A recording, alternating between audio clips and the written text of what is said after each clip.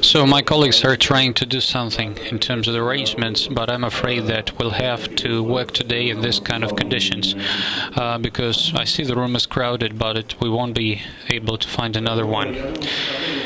So let's start without further ado.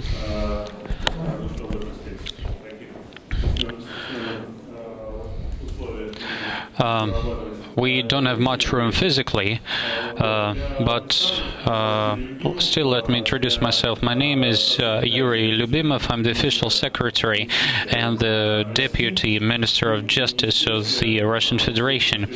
And in our ministry, in terms of my current functions, I'm responsible for the legislation in general and for the legislation activities in the ministry per se, and specifically for the legislation in the economic area. So I was initiator of having this roundtable discussion on the offshoreization issues. And you know, when I was planning this and when we were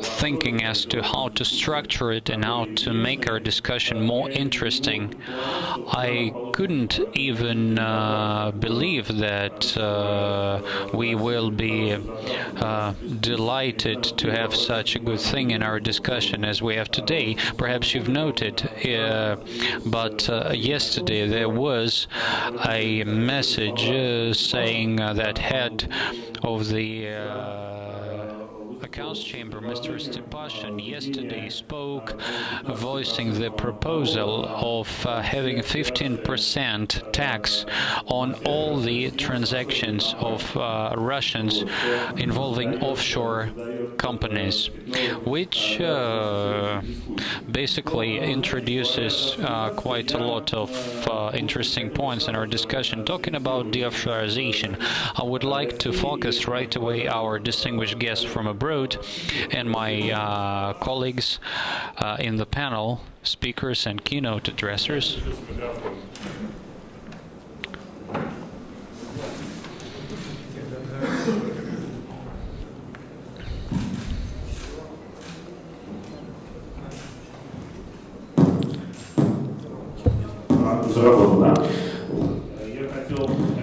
So I would like to focus our distinguished speakers, keynote addressers and the audience to look at the issue of de-offshoreization at a slightly different angle, which I would like perhaps to address today. You may support me or not, is that, first of all, looking at how business was structured, say, 10 to 15 years ago, we understand that that was the business of offshore companies, dominated by offshore companies. Every business, in economic sense, would then have dozens and sometimes hundreds of entities of companies in various jurisdictions, and they were structuring their transactions within that field.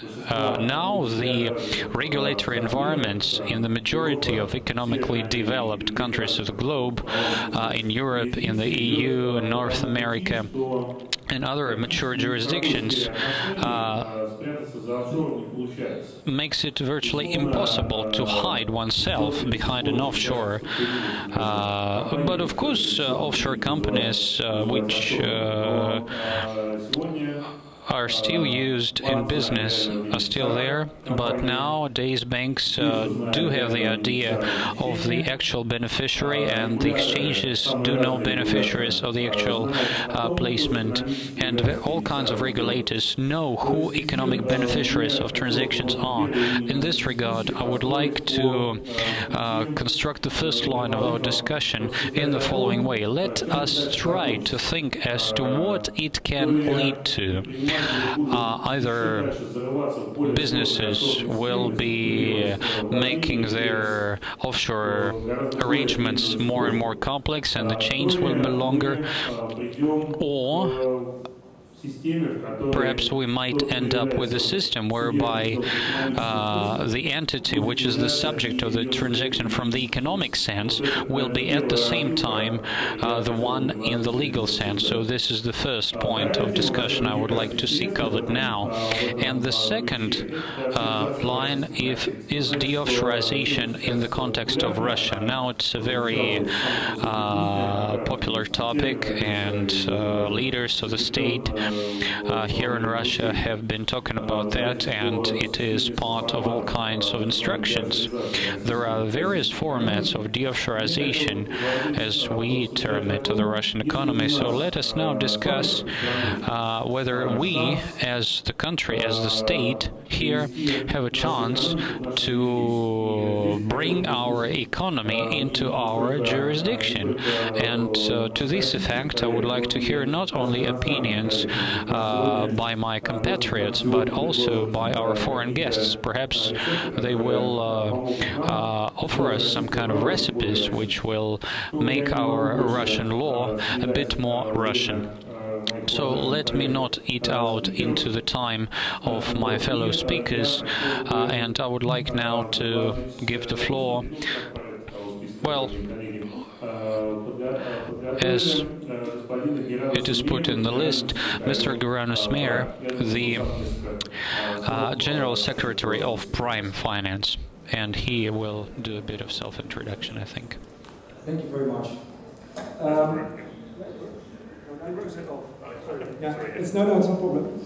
Thank you very much. I brought you a PowerPoint presentation, so if you look at the screen, then you'll see what I will say. I'm the Secretary General of Prime Finance, and it's an honor to me to present to you this new arbitration facility in this very lovely city of St. Petersburg.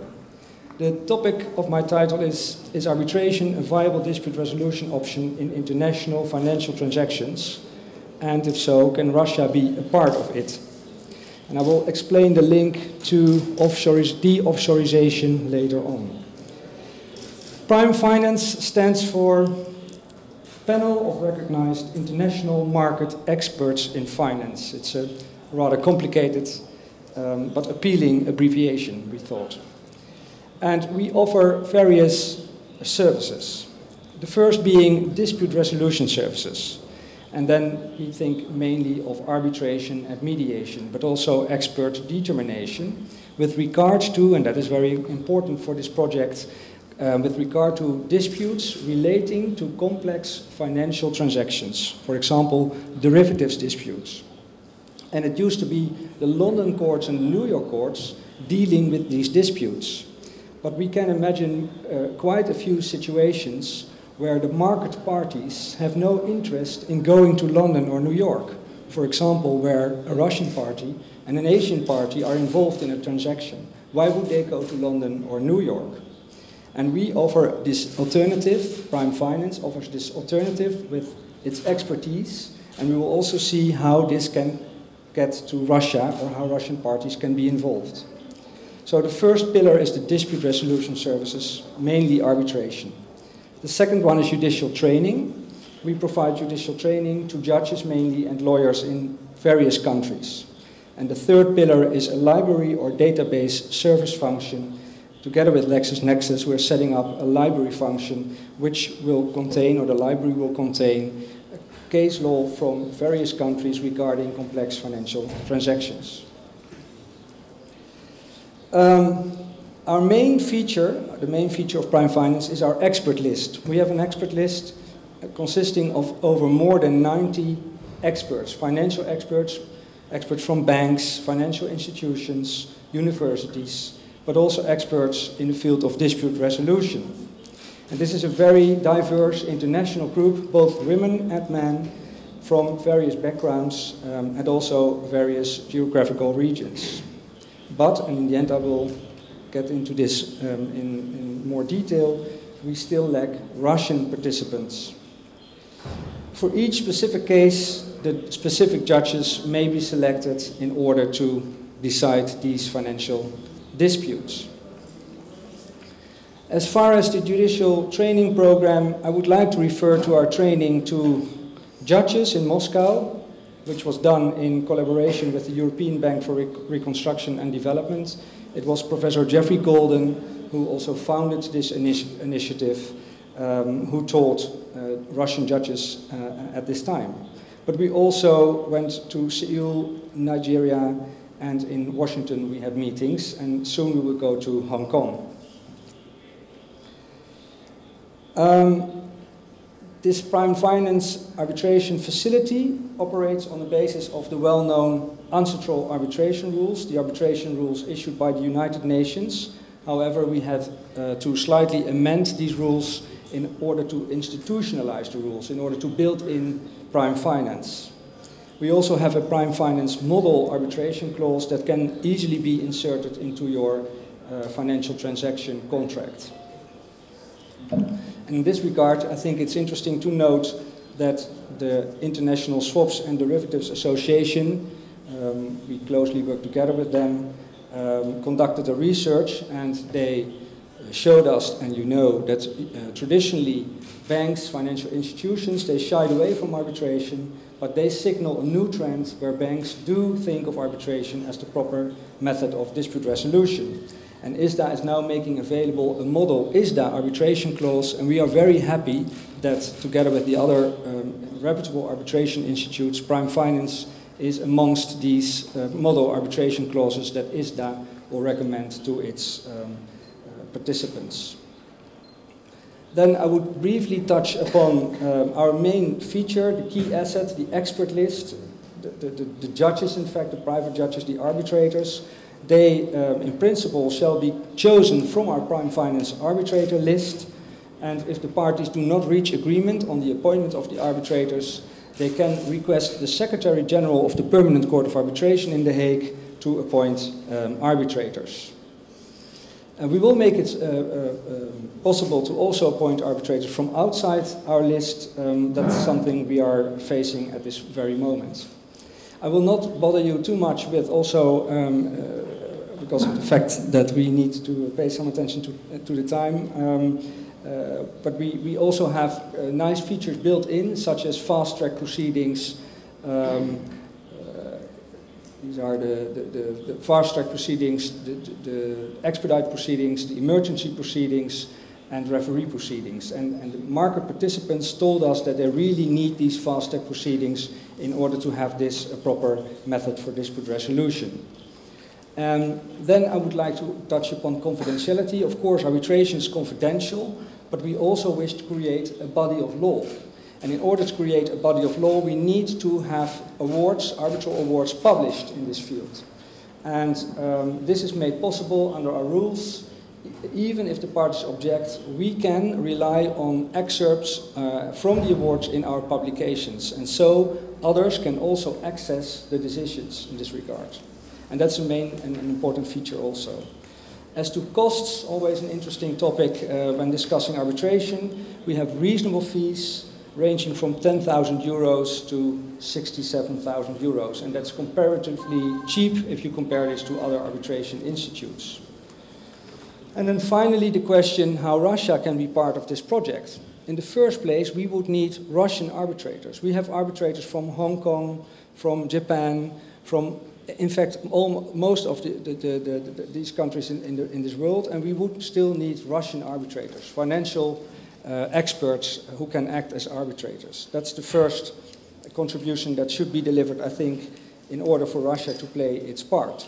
And the second point is that the venue of the arbitration can be in Russia. So if the parties do not wish to be in London or New York, the place of arbitration, which determines the applicable arbitration act, can be in Russia. And also, under our rules, the arbitration will be administered from The Hague, but the place of arbitration under our rules can still be in any country, thus also in Russia.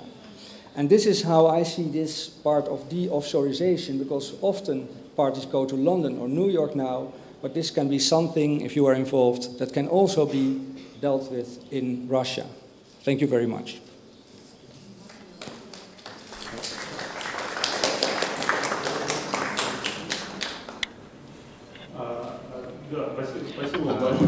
Thank you very much for your contribution and for a very interesting presentation. and think visually information can be perceived much easier. And for Russian arbitrators to find, you can really rely on those people who can stand hot weather well. And having said that, I would like to turn the floor to Alexei Chuchkanov, who is the Executive Vice President of the Gazprom Bank. And to the best of my knowledge, Alexei has a very diverse professional experience. He used to be a civil servant and he worked for a consultancy, so I expect him to tell us quite a number of interesting points. Thank you very much, Sergei, and it's true, this particular topic is very multifaceted, and I'm not going to make any formal presentation, rather it would be much better if we have an interactive discussion. I can see a lot of people willing to say something sitting here in the room. And to follow up on what Lev already said, to focus on offshoreization and that structure of business, I can say that there is a trend of de-offshoreization, and the aspect of beneficiary is no longer a reason to offshore your business, and banks, Lev made it point quite well, know only too well who be the beneficiary, and in the case of BBA and Swiss accounts, I think in some 10 years, and certainly we know what is happening on social media. You can collect information on anybody and anything, and in terms of in 10 years you will know secrecy about offshore businesses any longer. And in terms of arbitration, it's also one of the elements of convenience, and nevertheless sooner or later commercial courts and in terms of procedures, Russia will catch up with more sophisticated countries. And now the fact that Russian companies file their cases abroad will cease. And but why are offshores so popular till now? And first reason is that it gives companies flexibility in terms of transactions. It enables business to structure their deals the way they want. And it's also about the flexibility of corporate governance. And to say more about that, when you structure major deals, multi-billion deals, PPP projects in transportation, now utilities. It's true that we invest in Russian infrastructure, we build highways, and we build utility connections around the country. However, if there is a possibility and if it is reasonable to attract, to invite some foreign investments via issuance of some bonds, there is no opportunity to to base the contract on Russian jurisdiction. There is an opportunity, but you will never sell that financial instrument if it is contracted on the basis of Russian bonds, because of the outlook of the market on liquidity. Because those bonds are not viewed as liquid and enough. That's the first reason. Secondly, it's about the confidence in the contract. There is no confidence that if it's not a pro rata agreement on voting with your partner and non-pro rata ownership of stock, and if you set forth some fantastic situations in the clauses of the deals.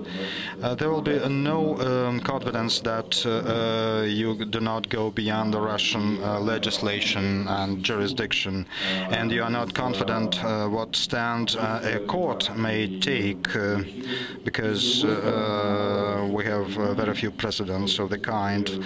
And on the other hand, there is confidence that if you structure your deal via offshores or common law, you will know what may happen.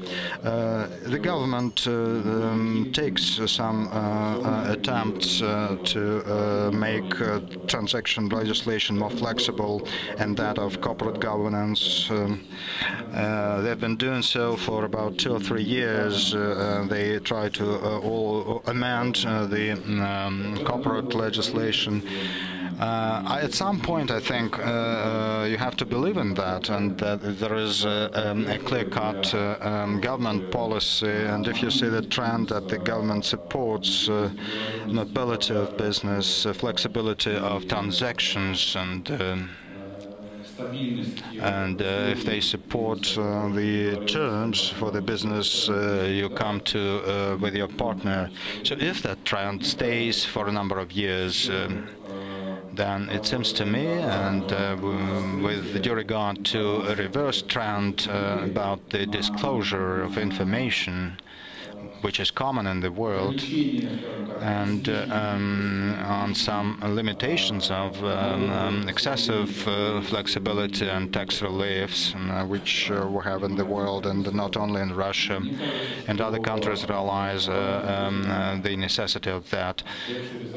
So if it all happens, sooner or later we will see de-offshorization on the way. And lawyers, in that case, will focus less on the risks and on some unlikely developments. And that, however, I fully realize that it cannot be regulated. It's only the practice that can change the situation.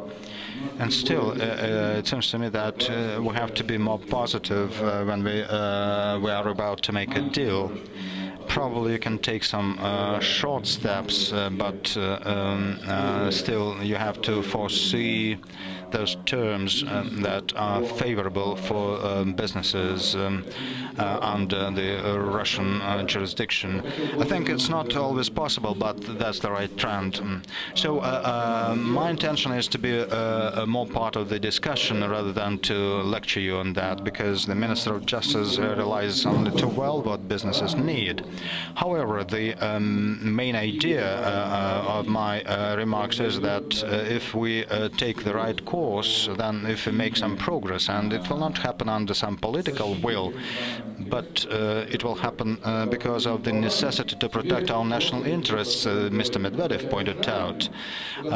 When there is pressure on you, international pressure on you, you will inevitably turn to the Russian government or the Russian state for protection, and that's the time to realize that staying in offshores, you will not be duly protected.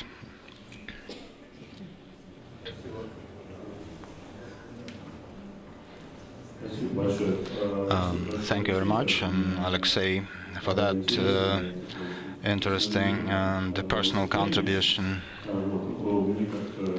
And I'm an official, and I'm pleased to hear that we can play that very important role and exercise the protection, and that's something I fully share. And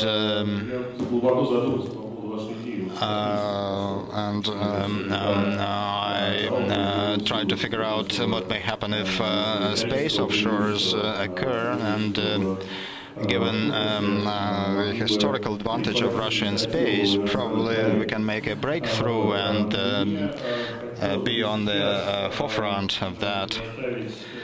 Having said that, I would like to turn the floor to Anna Serebrikova, who is the head of the legal of the Megaphone operator.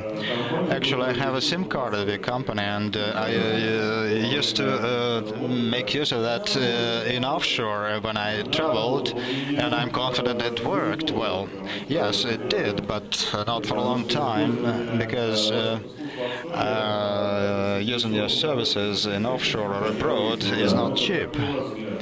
So, what do you think of de-offshorization thing? Thank you very much. It's my pleasure to discuss that particular topic, because it's really hot now for all the companies because of some events taking place outside Russia, and the trends that give us, the events that give us some idea of the current trends. Those offshores, in short term, in 5 or 10 years, I'm confident that they'll cease to exist, and not because we try to counter them here in Russia, but it's the global effort. And as a matter of fact, it's the fight against that component of the offshore business which tries to hide the individuals who own businesses. And we passed legislations on the securities market, on banking business, and disclosures, and I think it will have some feedback and backfire, and I can foresee another aspect of that, and it's taxation. In offshore, a lot of companies are not operating companies, but holders, ownership, and the main point is about the taxation on dividends, and it's important, you know, to make some offering in the listing in the stock exchange, and to have some registration in Luxembourg, for instance, and so that to issue those financial instruments that we don't have here in Russia.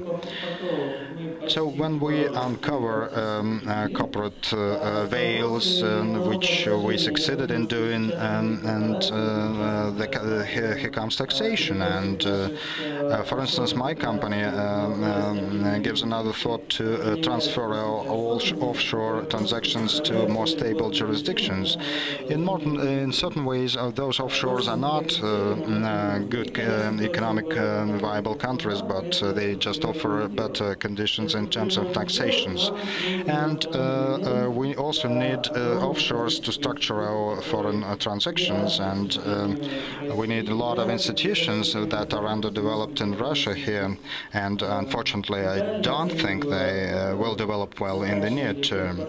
Probably I'm wrong, but I think when it comes to corporate governance, the main point is the unequal representation in management boards, and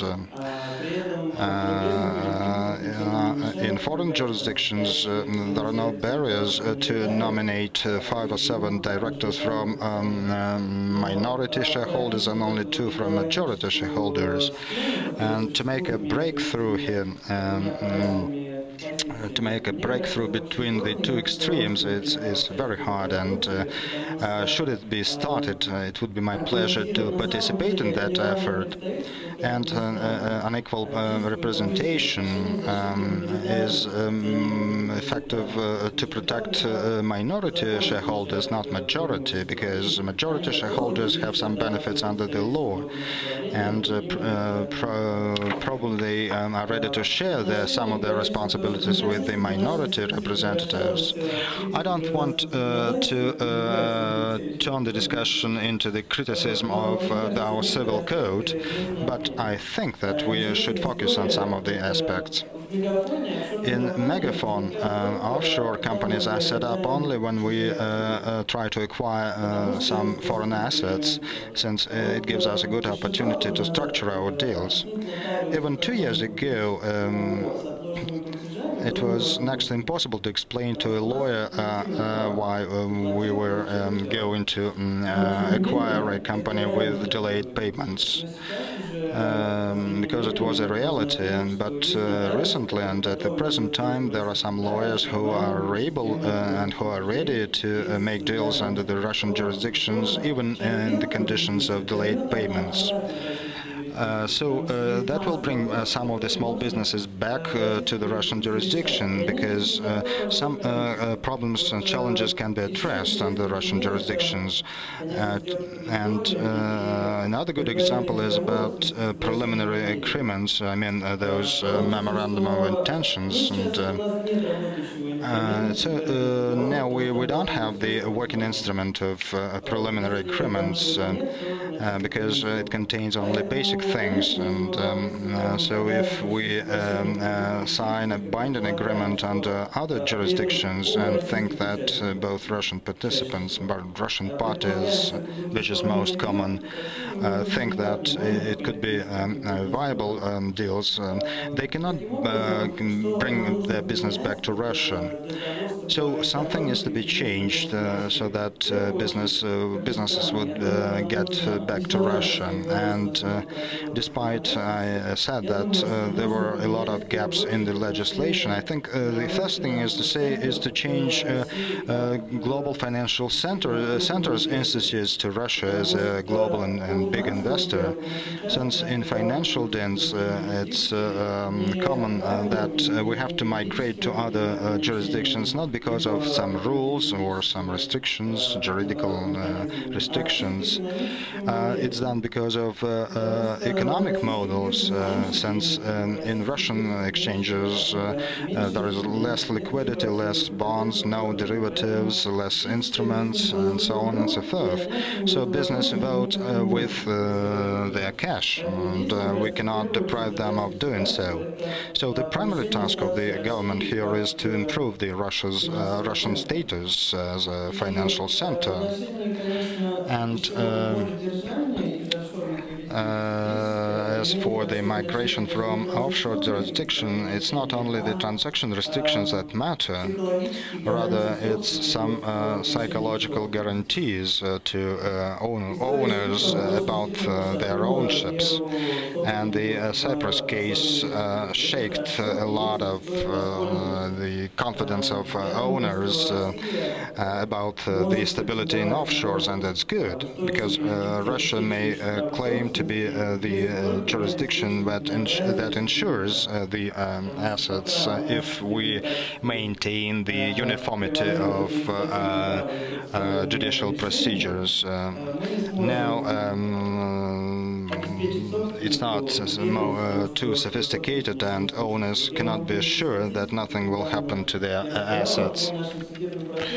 I had some statistics about our court trials, how many trials are actually, or cases tried in essence, and 50% of our cases are actually won by procedure only, without even going into essence, not because we are very good lawyers and we have very good defense, just because the judicial system is better off denying any case on procedural grounds. So without going into the essence, into the substance of the case, and without knowing the results of the case trial, it would be very difficult to make owners to keep their assets within the Russian Federation jurisdiction. Thank you.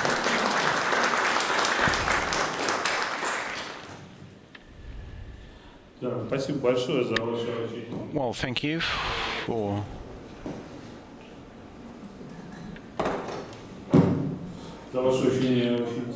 thank you for your very interesting contribution and a very personalized story. It's good to hear that our speakers are talking not only about some theoretical things, but giving us their personal views. And I actually was quite interested in what you said about what we need to do domestically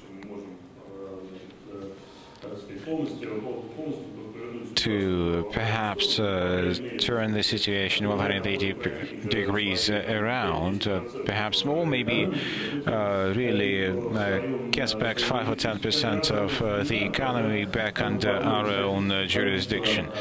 Again, when we summarize the statistics of the number of ministerial orders and directives that we issue every year, last year we issued 3.5 thousand of such directives, that is, regulations of the ministry, or the ministry level directives, which are below in their ranking than the governmental decrees.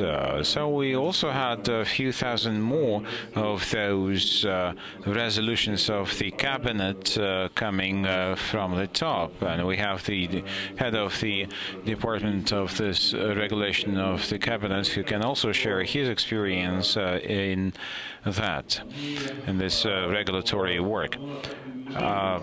Our thinking from the days of our college is such that the legislator did this, did that, decided that, or proposed this, but I spent 8 years in the civil service, and I actually saw the legislator, and I realized that this is my former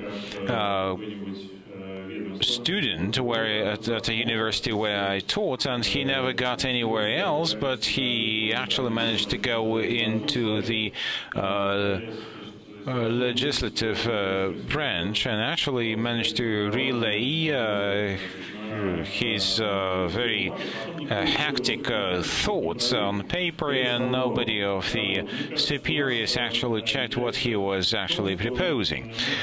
But our trouble is that we are trying to regularize as many things as possible in a situation when the borders are open. I mean, you can only regularize and formalize things in North Korea, but when you have open legal borders in a country, I think that business would choose a much more flexible jurisdiction, even regardless of higher costs. So I think today we can perhaps offer less regularized business legislation to try to bring back at least small and medium-sized transactions under our jurisdiction, at least where transactional costs under the Anglo-Saxon law would be higher than those that you can expect in Russia. Well, some of my acquaintances from the consulting business complained that some of the transnationals are really not happy to have a deal construed under common law for a manager who actually wants to hide the proceeds from a recently sold plant in some of the Russian provinces. It would be difficult to explain to this provincial manager what are covenants, what are the conditions of a transaction. So such people really don't know why they need to go somewhere to sign something. And another interesting idea that you expressed, which I also would like to comment on, is the issue of pro bono notaries. Well, I was supervising the notary business, but now I am criticizing them a lot, and I'm saying that you actually lost through your own fault this whole chunk of your business, which is a notary stamped deal, and unless you really revive this business, you will never get it back. And I'm telling the notaries that unfortunately, whatever we are trying to do, without own efforts from notaries, we won't be able to make the notary public an institution that it is now in the West. Well, I mean, take an ordinary notary in Moscow, to say nothing about the Russian provinces, where notaries are not really very much represented, and any deals can only be formalized and notarized by only a few dozen notaries across the country. But if we keep the notaries in the state that they are now, and Basically, this is a muscle man with a rubber stamp, with a very good developed muscles on the right hand, making those stamps on pieces of paper. Now, if we continue to have such notaries the way they are, we won't have any notaries in the future who would be able to really sign off a deal to sell an apartment. That's why we in the ministry really urge to have this notarized form of transactions back in place, and we would like to have the notaries developing so that the notaries would be able to really authorize complex business deals. I think I'm usurping my power, and I would like to give the floor to a person through whom such alien concepts as offshore companies are being created. Mr. McKinney, you're working closely with a jurisdiction which was mentioned extensively even today, the British Virgin Islands, and I hope that you can share some of your views and opinions about this, and we would be delighted to hear it from a person who is actually very much emerged into this subject on the part of the offshore business. It's a pleasure for me to be here from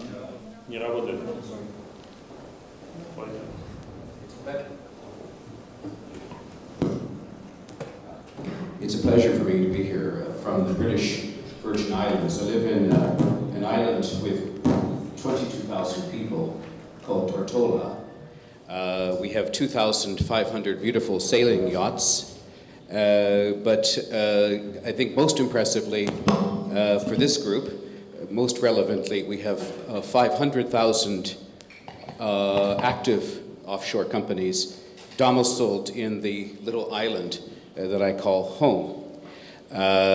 This represents, according to The Economist, which wrote a long piece on the offshore world in February of this year, in which I was interviewed for a part of the article, about 25% of the world's population of so-called offshore companies. I've seen statistics from the US Treasury. These are dark numbers, meaning there's no credible way to support them, but broadly, the US Treasury has estimated 1/16 of the world's private wealth are reposed in these vehicles in my homeland of 22,000 people in terms of Tortola itself, which is a fantastic figure. Also, by way of background, so you understand where I come to, what my perspective is, I represent the interests of victims, sometimes states, in kleptocracy cases or dictatorship cases, or investors, large groups of investors. In one case, I'm acting for the liquidators of Stanford International Bank from Antigua, which is a small island close to Tortola, where we have 22,000 creditors, victims, of a $4.5 billion bank fraud perpetrated by one man who owned the bank and stole the money from the depositors. So I have a deep understanding of the problems with offshore vehicles.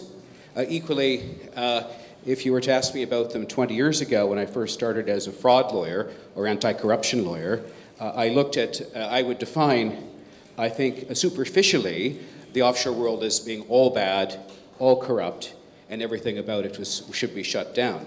Having lived offshore and having understood the issues more deeply, I would posit that the topic we're discussing today is far more complex than that. And there are, in fact, many benefits to offshore vehicles as well as problems. As I think the professor from Oxford said yesterday in the plenary session, some of us might get a gold star for our legal systems, some of us not quite, but we can all do better. Firstly, I would say that the offshore world is under attack. One of our colleagues has said he predicts in 10 years there will be no more offshore world. I would argue against that. I think that that is not correct. The best evidence of that is that for the last 40 years, people have prognosticated the end of the offshore world. Robert Matavius chuckled when you're not American. There's nothing scandalous about it. There is a direct relationship between the offshore world and globalization and wealth creation in the BRIC countries, particularly India and Brazil. Private information can be protected, and that's under assault now. The OECD is suggesting that there should not be private information protected against onshore tax regulators under any circumstances. Well, I would say that there's a close relationship between human dignity and privacy. We don't want the state into our bedrooms. We don't want the state looking at our bank account information unless we've done something wrong. And so the open disclosure of information can have very harmful effects. So we have to balance the need for privacy with the need for law enforcement. An example would be I have clients in Guatemala, Costa Rica, Mexico, Venezuela, where they have high degrees of kidnapping risk. Affluent people cannot afford to allow their private financial affairs to be broadcast in the newspaper. That is why they use offshore structures in large measure. And they can be perfectly legitimate business people and perfectly legitimate human dignity reasons for privacy. It's not all bad. Joint venture selection, we've heard one of my colleagues talk about, I think, in effect, legal neutrality as opposed to tax neutrality. Meaning if you have a businessman from Romania, the Czech Republic, and Australia, those are quite diverse cultural and legal systems, and they can choose a place for legal neutrality in disputes. So you could have a BVI company, we have English law, we have appeals to the Privy Council. It's a reliable legal system, and that's one of the attractivenesses for offshore structures. We had the first presentation today was featured on having the ability for business people to choose the rule of law and a system of governance that they can rely upon, in this case arbitration, outside of New York or London, because lots of people in the world don't want to go to those places. Regulatory arbitrage. Offshore captive insurers. 75% of the top 500 US companies have offshore captive insurers in Bermuda alone. 75%. Why? Because the level of consumer regulation on insurers in America is so high that it has driven a market for offshore regulatory arbitrage to reduce the costs of providing reinsurance for massive degrees of risk, like we have in my region, hurricane risks. So we have to bundle together big reinsurance policies to cover the massive risk of hurricanes and natural disasters in my region in the Caribbean. We couldn't do that without offshore regulatory arbitrage. So that's a positive, that's a social good. Then we have problems with offshore regulatory arbitrage, like the Stanford case I'm working on. Mr. Stanford was successful in stealing $4.5 billion because he corrupted a very small jurisdiction, Antigua. He appointed himself as the chief regulator of banks, which was a problem, which then allowed him to amend the statutes, the banking laws, degrading them, and then harming thousands of people. We have I guess the last thing to look at is perhaps the future. At the end of the Economist article in February this year, there was a quotation, which I think is helpful to finish my remarks, if I could find it. Yes.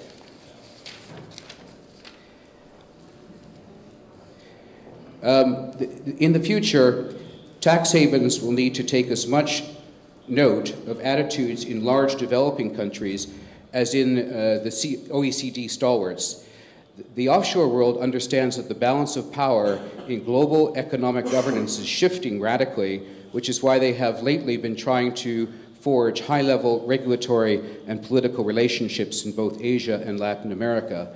The offshore world is relieved, for instance, that China seems less hostile to us than high tax jurisdictions in the West. In other words, as long as there is responsible regulation in the offshore world and we're being attentive to the needs of onshore tax regulators for responsible use of taxpayer information, and trying to emphasize the social goods that come from the offshore world, like the plumbing for the world's economy, I think that the argument that there will be no offshore world in 10 years will be proven to be incorrect. Thank you.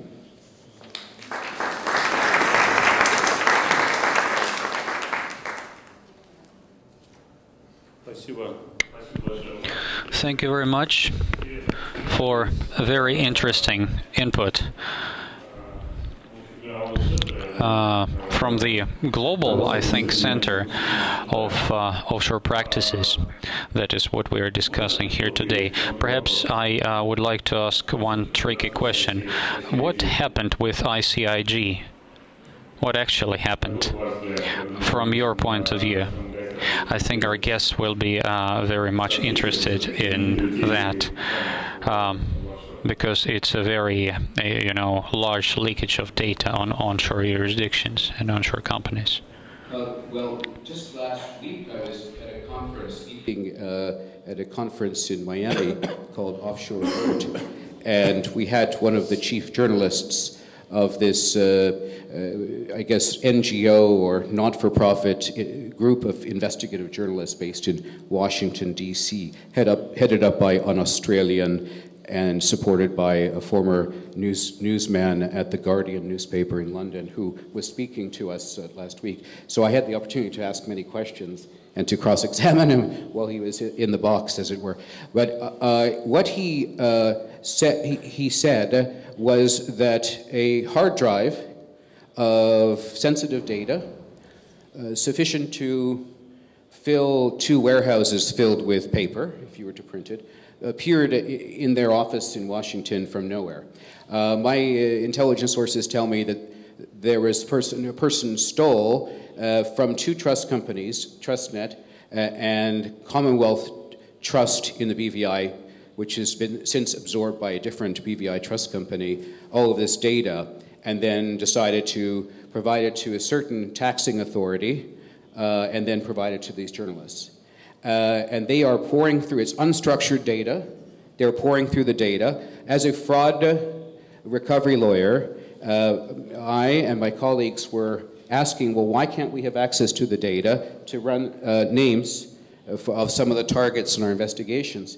Because we have serious issues dealing with perhaps limitation of actions where because he admitted that they're drip feeding the information. They're pouring through it. They have teams of journalists going through it. They said maybe in 6 months we'll have another round of stories, of scandals to produce about people in Russia or other countries in the world in embarrassing situations.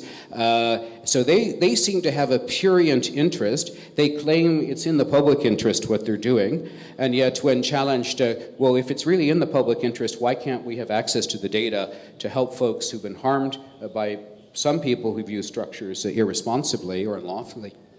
And they refused. They just want to keep it, drip feed it out, create scandals, and write articles. That's my assessment. Спасибо. Спасибо большое. Я думаю, что... Thank you. Thank you very much. I think that this part of the issue is very interesting for the audience, and I do feel that the audience is listening attentively. Next year round, we shall try to bring in those who were directly involved in that disclosure, and we'll make sure that we have a bigger room for our session. So thank you very much once again for the very interesting presentation. And our final speaker is Mr. Denis Nikienko, head of the legal department of SIBOR. So, your point of view, the point of view of petchems industry as to what we will be able and will not be able to do in the years to come in terms of offshore arrangements. Thank you very much for the invitation to speak. I will rather speak on behalf of the legal community, not on the petchems industry. So going back to some of the points which my Russian colleagues voiced here, namely the reasons for going offshore and de-offshoreization as the opposite of it. Going back to that issue, I would agree that issues of legal tools and availability of those make and have been making Russian companies inclusive to find this kind of opportunities to structure their relations in the field of foreign legal systems. But it would be wrong to say that this is the prerequisite of migrating into a foreign law jurisdiction. Looking retrospectively at some of our previous discussions, we've looked at a number of reasons as to why companies and entities are going offshore. There are economic reasons and there are legal reasons for that. Talking about the legal ones, I'd say that it would not be completely honest to say that this is purely about legal tools and legal techniques. Civil law is developing, new institutes are emerging, including such things as shareholder agreements.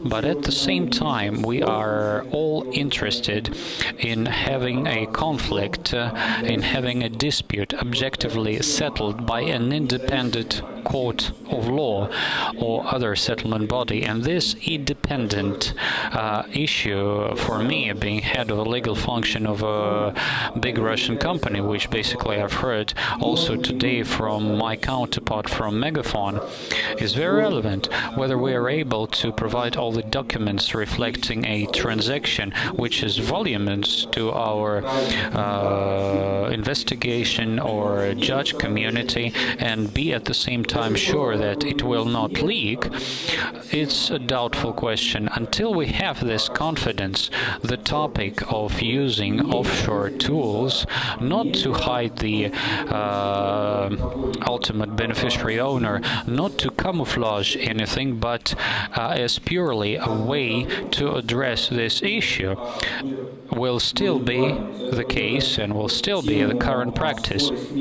So I would also disagree with the statement that offshore arrangements will soon fade away, because independency and objectiveness of courts of law is still a doubtful question. It's not the topic of our today's discussion, but this is key.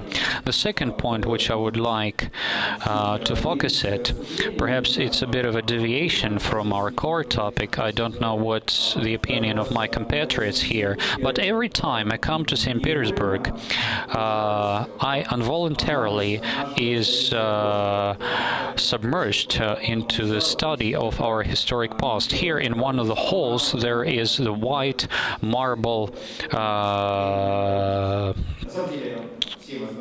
block which says that here in this building the temporary government was arrested. So this genetic, I would say, memory and the wish to preserve one's capital, to protect one's property, is inevitable, and it will not be any different in a decade or in a couple of decades. I cannot imagine a business or a business owner to do something of the opposite. And if there is some negative experience, I think no one will be offended, then there is an adequate reaction. And that's also a sound factor to be reckoned with. That's what I refer to as historical memory. So in conclusion, I would like to say that the guarantee to objective justice and guarantee to property put together, they make up the conditions for doing business in home country. And that's also about taxation and disclosure. And I would agree with the previous speakers, and if those things are strengthened up, it will create a unique chance for us to be at least on the far equal footing in a competition with other countries and to compete with offshore jurisdictions. And the economics of the aspect of offshoreization speaks in favor of de-offshorizations. I can refer to a number of figures and numbers here. And the dividends rates of taxation in Russia is 9%. In Cyprus, it's 5%. But you can add the transaction costs to that amount, as well as taxation in the area where the end beneficiary will get its their profit. So it's very funny arithmetics, which tells us that even in economic terms, offshore schemes for Russian business are not quite attractive. Unless there is a strong intention to support crowds of lawyers and those nominal directors and other things that we are all aware of. And the environment that has taken shape in EU offshores and the attractiveness of those traditional offshore structures is quite arguable, and the discussion of structure and business, in discussion of how to structure their business, investors should view and take into account all possible scenarios, even those that seem to be quite impossible in the past. Thank you very much for your attention. Thank you, Dennis, and special thanks to well structuring of your presentation. You allowed us to have enough time for discussion and Q&A. Well, I found it quite interesting that you were the first of the speakers to cover taxation aspects quite thoroughly in the background of offshoreization and de-offshoreization. So I think that right now we can discuss the following thing. We are witnessing the situation in Western Europe, and my next event after that roundtable will be a meeting with the French delegation, and it's a tradition to discuss those things with national delegations, and it's customary with me to meet French counterparts. I started in France and have a number of friends and acquaintances in that country, and but that Depardieu, Monsieur Depardieu case, it's certainly something for the media, but that was a real and actual trend. Thousands of French are fleeing the country because they cannot pay taxes for individuals, and so they cannot stand that burden, and in some cases it may near to 100% of what a person makes. And if the problem is identified clearly, it's Russia which may become an offshore jurisdiction. We have a very favorable taxation regime, we have a sophisticated legislation, stable political and economic systems. I cannot see anything that would stand in the way to achieve that. So I think it could serve us some food for discussion, and let's do something so that our counterparts from Europe and North America won't have to structure their deals in Asia the way they are doing it now. So we have a number of growing offshore centers. At the present time they are confidential, and I mean primarily those Asian jurisdictions. But in our case we have to take an effort and see what foreign investors are not satisfied with in our jurisdiction. I'm not saying that we're going to turn into an offshore jurisdiction. Rather, we will have some favorable taxation regime. And we have some 10 minutes for a Q&A, and I invite questions from the floor. And don't forget to introduce yourself. Thank you very much, dear colleagues. I'm Maria Abramov from Gazprom Neft, a group of companies, and I would like to cover a number of aspects as well as ask several questions. First, I think in Russia dividend tax is zero, and we're far ahead of all other countries. So if dividends are distributed from Russia into Russia in some period, it's very favorable and beneficial. And I would like to define some terms. What do we mean by offshore jurisdiction? Switzerland, is it an offshore in Singapore or Hong Kong? Or if we enjoy beneficiary protection, that's the offshore for us. So I would like to define that terminology. And when we try to counter offshore, it's not that we try to counter favorable jurisdictions. Rather, it's about structuring of subholding companies, and that's really about jurisdictions that do not disclose information on benefit. Your second half of the question was addressed to the panelists. Who would like to respond?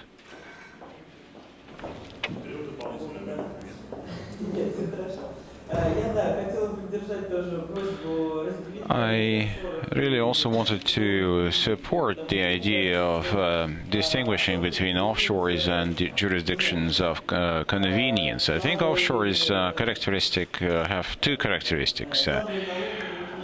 Weak tax and legal reporting and lack of strict rules of UBO disclosure. Now, if you take such good jurisdictions as the Netherlands or Great Britain, I'm not even talking about the islands or BVI, but I'm talking about UK corporations. The idea is only one. If you get income within the country, this is taxable. If not, then you are tax exempt.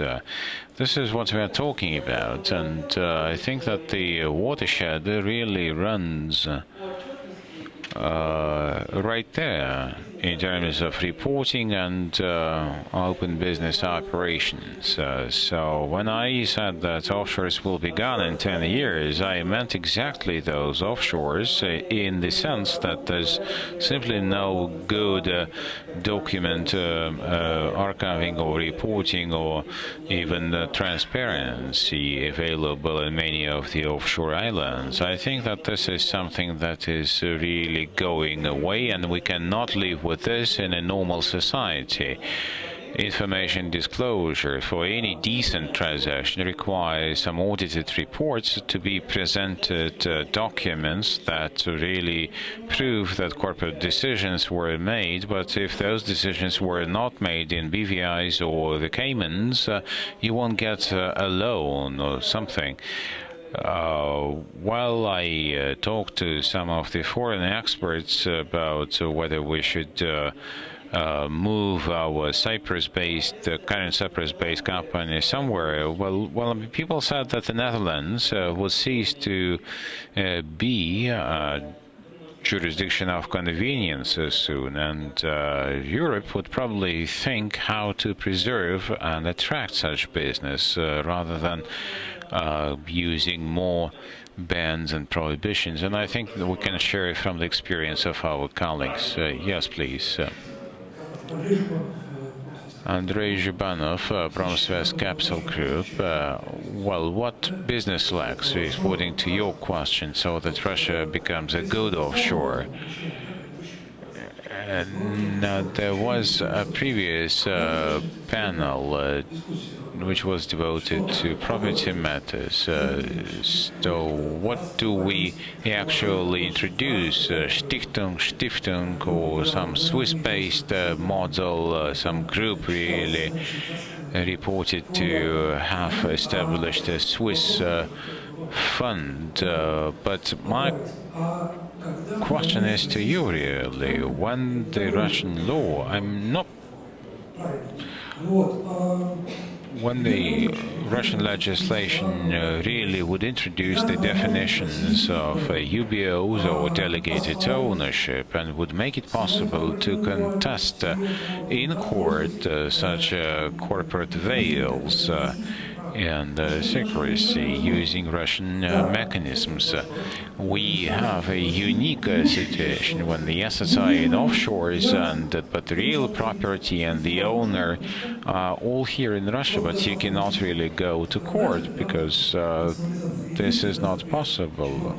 Even taking this recent ban on the foreign bank accounts for the Russian political elites, I mean, it's again about beneficiary ownership and whether it is feasible or not, I don't know.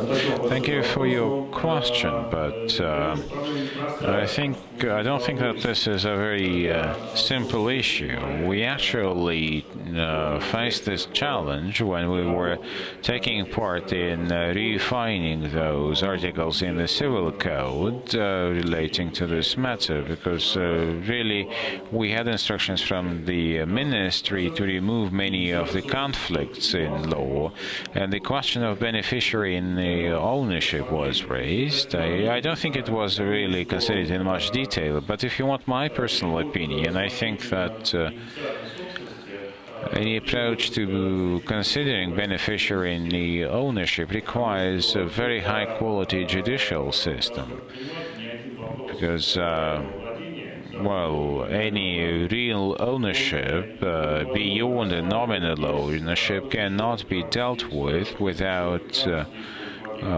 very broad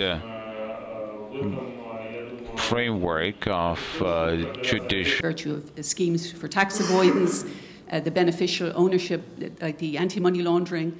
International regulators are making it very clear that beneficial owners will have to be declared across the board, offshore or not. So I think all ships will rise with the tide, and we will all have to compete possibly on different measures other than tax, other than opaque. It'll have to come down to a unique combination of intangible factors, which include the brand of the country in question, the perception that your market is an attractive place to do business. People like to come to Ireland because they like the Irish, hopefully. They will still at the end of this conference. And you know, they're just happy to be there. That's why we have people coming in who want to work there in Ireland, even though we personally pay a great deal more tax than you do, for instance, in Russia. So I think in the Russian context, there are a number of intangible aspects that are very important, and it's very difficult for you to take on the British legal system. The British legal system has become a brand in its own. Kenneth Clarke, the Minister of Justice, sees it as the greatest export that the British have. So if you go back head to head with them, you will probably lose, because it is perceived that English law is sexy. And I have heard Russian businessmen saying that no matter what you do as the Minister of Justice, whatever, they would prefer to go into a British courtroom. They like the wigs, they like the ceremony, it's all dreadfully dramatic, it's fantastic. And they won't go anywhere else. So I think we have to remember that there are intangible factors. You can fix your law, you can do all the rest of it, but the brand, the soft power aspect is still all going to be very critical in determining who wins this battle when all ships float to the top. That is just my comment. Sorry? We should hire PR for us. Yes, perhaps. Perhaps I can also comment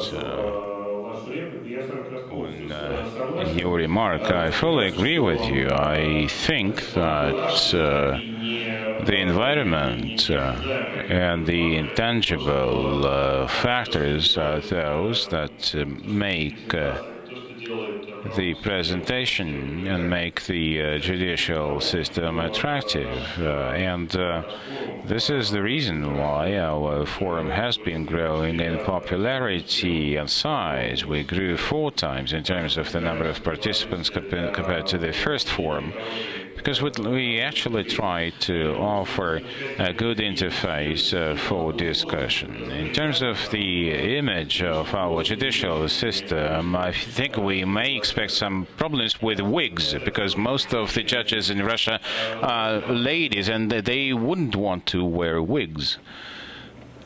Thank you. My name is Chris Redmond. I'm from the United States. I'm a member of a law firm. We have about 700 attorneys. We deal extensively in business transactions and and commercial litigation. Many of our clients operate worldwide, and they're looking at other jurisdictions to open up centers in, especially since the United States is now, the economy is improving, businesses are looking at expansion. One of the issues that's become prominent, just like the intangible factor about British law, companies are looking now extensively at insolvency laws in other jurisdictions, and they're looking also very clearly at how insolvency laws are addressed cross-border. So like the UNCITRAL model law, the European regulations. Companies are looking very closely at if they put substantial investment in other countries and there's an insolvency, what are they going to recover? Are there set procedures in regard to that? What is Russia doing in regard to cross-border insolvency procedures, UNCITRAL, things like the European regulations?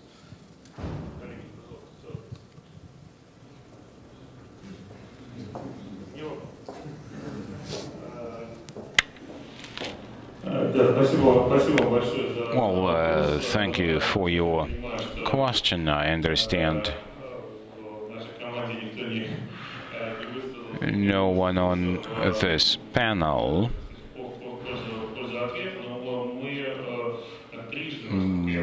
wants to respond, but as far as I remember, we changed our legislation on bankruptcy 3 times in Russia.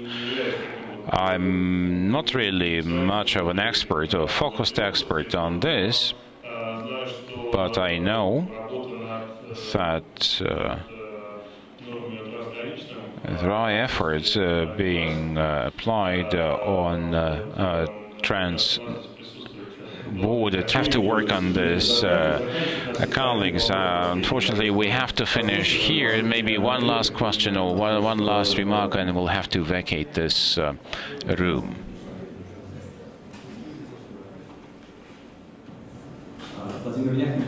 Vladimir Lachnin, partner with Jones Day from the US. You asked a very interesting question during this discussion as to what Russia needs to do to become an attractive, good offshore. And I think you answered this yourself, and others as well. For this, Russia needs to have a competitive legislative basis, foundations, and courts. And I wouldn't agree with my colleague from Ireland that the attractiveness of the British law is that they wear wigs. I don't think so. I think the attractiveness is that they can transact with much flexibility and some key principles, which is the freedom of contracts, where you can agree on anything, and the very system is based on the fact that you can reflect your agreement in a contract, and then courts would interpret that. You also made a very good comment as to how lawmaking is being done in the legislature, by the legislature. The question is what Russia is going to do from the point of view to streamline its legislation, whether it's going to follow the way of further regulation or introducing more and more regulations and norms as to how you construe your contract, or you would follow the opposite way to make the law competitive so that you can be competitive. I think you need to take this other way. You need to provide more freedom in construing and structuring your deals. And one remark to really defend the state of Delaware. I don't agree with this as a U.S. lawyer. Most of the U.S. corporations, public and not, maybe more than 70% of them are registered in Delaware.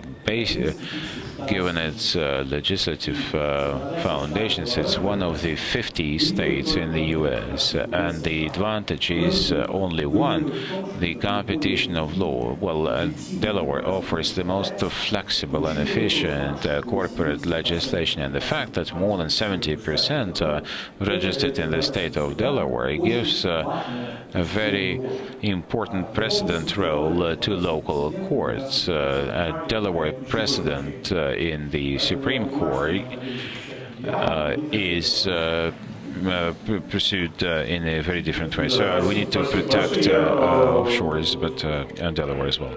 Yes.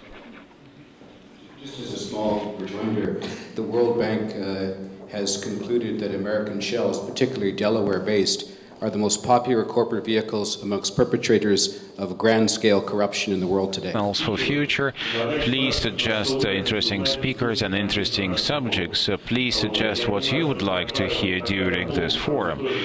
I understand that we have such a full audience today, but this is not only true of this particular panel, but all the rooms are filled with people willing to take part in various other panels because they are all interesting. That's why we are inviting here speakers who may be of interest to you. Thank you for the deliberations, and thank you to my fellow panelists for their interesting inputs.